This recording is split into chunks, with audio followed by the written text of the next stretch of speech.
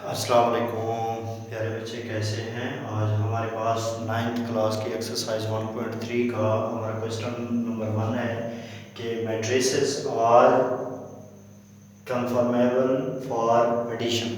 तो सबसे पहली बात तो ये है कि बच्चे हमारे पास जो मैट्रिक्स हैं वो ऐड कब होती है, जमा कब होती है। बेटा उस टाइम जमा हो जाएंगी जब उनमें हमारे पास उनके रोज़ और कॉलम की तादाद इक्वल होगी। जब भी हमारे पास number of rows are equal to number of columns, यानी हमारे पास दो मैट्रिसेस हैं या तीन मैट्रिसेस हैं, उनमें उनके नंबर ऑफ़ रोज़ और नंबर ऑफ़ कॉलम एक दूसरे के जब बराबर बराबर होंगे तो तब जाके वो आपस में ऐड हो जाएंगी। तो इसी तरह से आज हमारे पास जो क्वेश्चन है वो इसी तरह का है।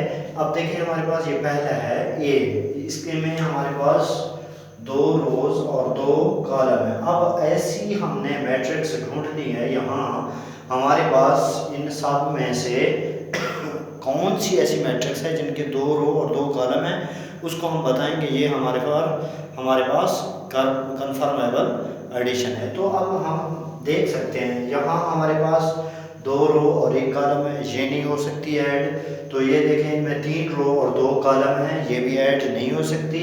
इसको देखें, इसमें दो रो और एक कॉलम है, ये भी ऐड नहीं हो सकती। इस ई वाले को गौर से देखें, इसमें भी दो रोज और दो कॉलम हैं, तो इसी वजह से A plus E is confirmable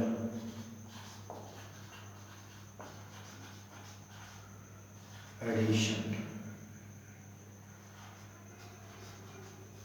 ठीक हो गया ना बेटा। तो ये जो है ना ये आपस में ऐड हो सकते हैं, ये दोनों ए और ई।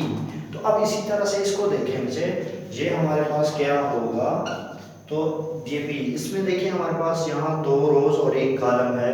तो ऐसी कौन सी मैट्रिक्स है, इसको अगर ऐड करें 2 + 1 3, इसमें भी हमारे पास दो रोज और एक कॉलम है, इसमें भी देखें दो रोज और दो कॉलम है। तो इसका आंसर हमारे पास क्या मिलेगा, ये बी प्लस डी, ये आपस में ऐड हो सकती हैं बेटे।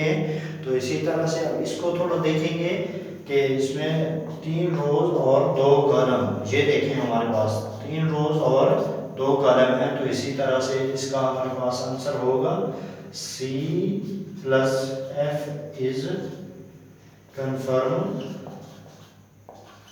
एडिशन। ये आपस में ऐड हो सकते हैं बेटा। तो इसी तरह से हमारे पास बात समझ आ गई, जिनमें रोज और कॉलम की आपस में तादाद एक जैसी होगी वो आपस में एक दूसरे के साथ ऐड हो सकते हैं बेटा। इसी तरह से हमारे पास इसका दूसरा क्वेश्चन क्या है,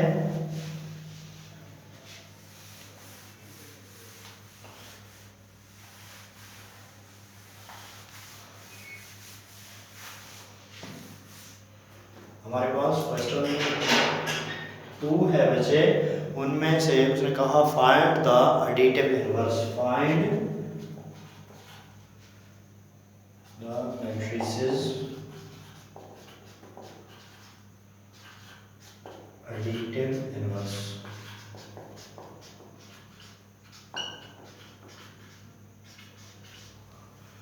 अच्छा बच्चों, सबसे पहली बात तो ये है कि हमारे पास एडिटिव इनवर्स होता क्या है, यानी जमी माकूस।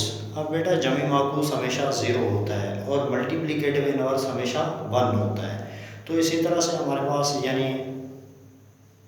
प्लस का इनवर्स माइनस होता है, माइनस का इनवर्स प्लस होता है। तो इसी तरह से हमारे पास जो है ना ए वाला पहला वाला हमारे पास ए है, उसमें हमारे पास है बच्चे 2 4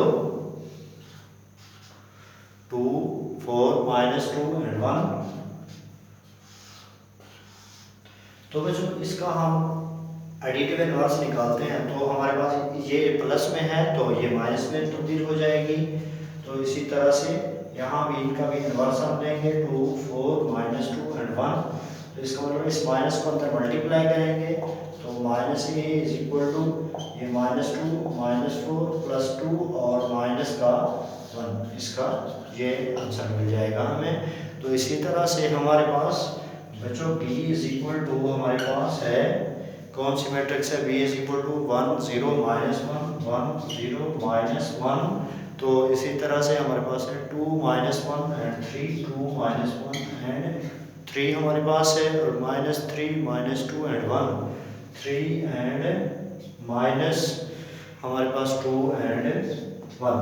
तो इसका हमारे पास एडिटिव इनवर्स क्या होगा बच्चे? इसका एडिटिव इनवर्स हमारे पास -1 0 1, तो -2 1 एंड -3 2 एंड -1। तो देखिए हमारे पास इस तरह से है कि बच्चे हमारे पास अगर यानी कोई चीज़ नेगेटिव में है उसको पॉजिटिव में लिखेंगे, जो चीज़ पॉजिटिव में है उसको हम माइनस में लिखेंगे। बात समझ आ रही है? तो इसी तरह से हमारे पास इसका जो है ना ये वाला part if is equal to एक पार्ट है हमारे पास 3√1 एंड हमारे पास है -1 इंटू 3√।